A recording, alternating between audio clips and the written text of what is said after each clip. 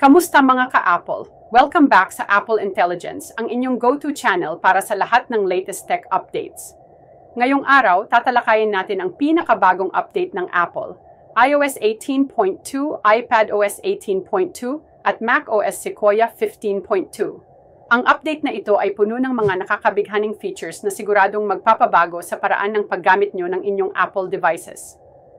Kung ikaw man ay iPhone user, iPad creator, o Mac enthusiast, siguradong may makikita kang bagong features na magugustuhan mo. Bago tayo magsimula, huwag kalimutan mag-like, mag-subscribe, at i-hit ang notification bell para hindi nyo ma-miss ang aming mga susunod na videos. Tara, simulan na natin. Unahin na natin ang bagong localized English support.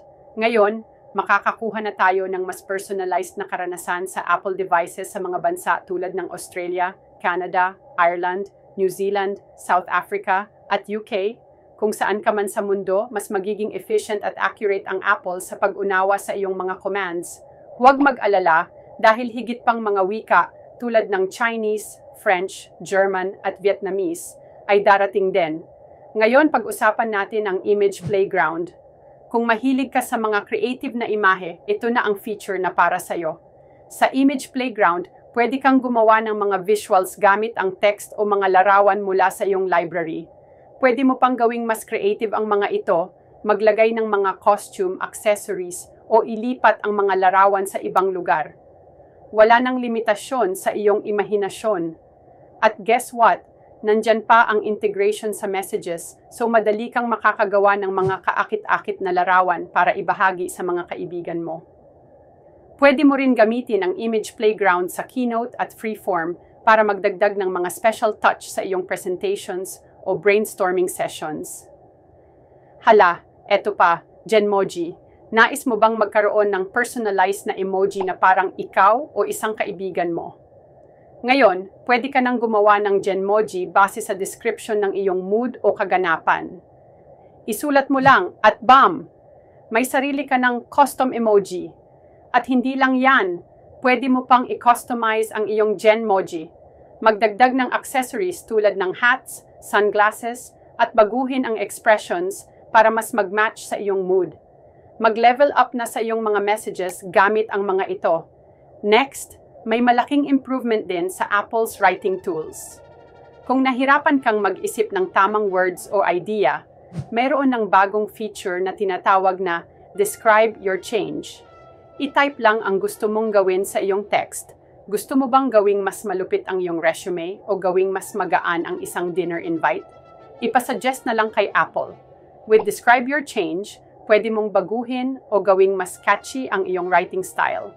Pwede mo itong gamitin sa lahat ng apps ng Apple, pati na rin sa third-party apps. Tanggalin na ang writer's block. Ngayon, tignan naman natin ang visual intelligence na may kasamang camera control. Gamit ang iyong iPhone, pwede mo nang matutunan ang tungkol sa mga bagay sa paligid mo. I-point lang ang camera sa anumang bagay at makakakuha ka na agad ng impormasyon tulad ng text summary, language translation, o mga phone numbers at email addresses. Ang camera control na ito ay parang personal assistant mo. Pwede mo ring gamitin para maghanap ng items online. Makikita mo pa kung saan mo sila pwedeng bilhin. Ngayon, may bagong integration din ng ChatGPT. Pwede mo nang i-ask si Siri gamit ang ChatGPT para tumulong sa pag-generate ng emails, ideas, at kahit content. Hindi mo na kailangan pang mag-switch ng apps. Diretso na sa Siri ang sagot. Mabilis at seamless ang experience. Pwede ka pang mag-generate ng images to match your text. At syempre, ikaw pa rin ang may control kung kailan gagamitin si ChatGPT. Syempre, hindi mawawala ang seguridad at privacy. Apple is serious about keeping your data safe. Lahat ng data ay pinoproseso sa device mo at hindi ito nire-record o sinisave sa cloud.